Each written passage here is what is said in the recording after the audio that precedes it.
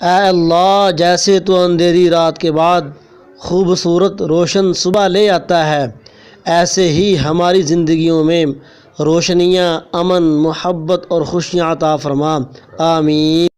السلام علیکم ورحمۃ اللہ وبرکاتہ۔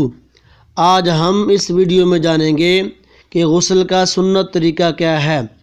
اللہ جل شانہ قرآن پاک میں فرماتے ہیں وَإِن كُنتُمْ جُنُبًا فَطَّهَّرُوا، ترجمہ، اور اگر تمہیں نہانے کی حاجت ہو تو نہا کر خوب صاف ستھرے ہو جاؤ۔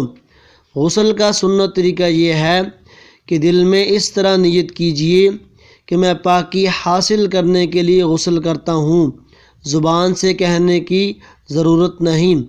پہلے دونوں ہاتھ پونچھوں تک تین بار دھوئیے، پھر استنجا کی جگہ دھوئیے، چاہے نجاست ہو یا نہ ہو۔ پھر جسم پر اگر کہیں نجاست یا گندگی لگی ہو اس کو دور کیجئے، پھر نماز جیسا وضو کیجئے، مگر پاؤں نہ دھوئیے۔ ہاں، اگر چوکی وغیرہ پر غسل کر رہے ہیں تو پاؤں بھی دھو لیجئے۔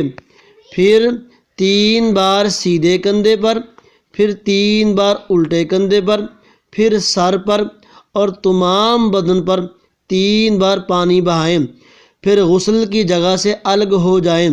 اگر وضو کرنے میں پاؤں نہیں دھوئے تھے تو اب دھو لیجئے۔ نہانے میں قبلہ رخ نہ ہو، تمام بدن پر ہاتھ پھیر کر مل کر نہائیں۔ ایسی جگہ نہائیے کہ کسی کی نظر نہ پڑے۔ اگر یہ ممکن نہ ہو تو مرد اپنا سطر یعنی ناف سے لے کر دونوں گھٹنوں سمیت تک کسی موٹے کپڑے سے چھپا لے۔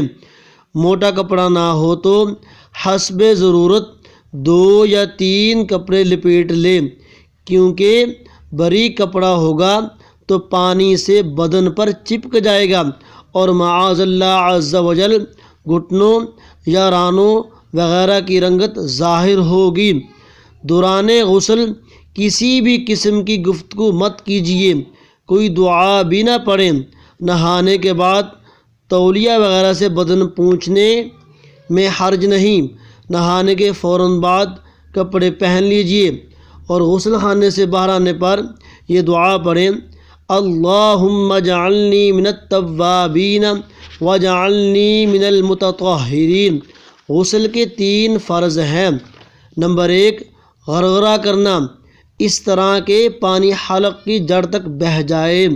اگر روزہ ہو تو صرف کلی کریں۔ ناک میں پانی ڈالنا کہ جہاں تک نرم جگہ ہے دھل جائے۔ اگر روزہ ہو تو خیال کریں کہ پانی حلق میں نہ جائے۔ سارے بدن پر پانی بہانا کہ کوئی جگہ خشک نہ رہ جائے۔ یاد رکھیں، اگر ایک بال کے برابر بھی جگہ خشک رہ گئی تو آپ کا غسل نہیں ہوگا۔ امید ہے ویڈیو آپ کو پسند آئی ہوگی۔ تجوید ٹی وی کو سبسکرائب کریں اور بیل آئیکن دبا دیں تاکہ ہر آنے والی دینی، اسلامی، اصلاحی معلومات اور وظائف کی ویڈیو آپ کو وقت پر ملتی رہے۔ السلام علیکم ورحمۃ اللہ وبرکاتہ۔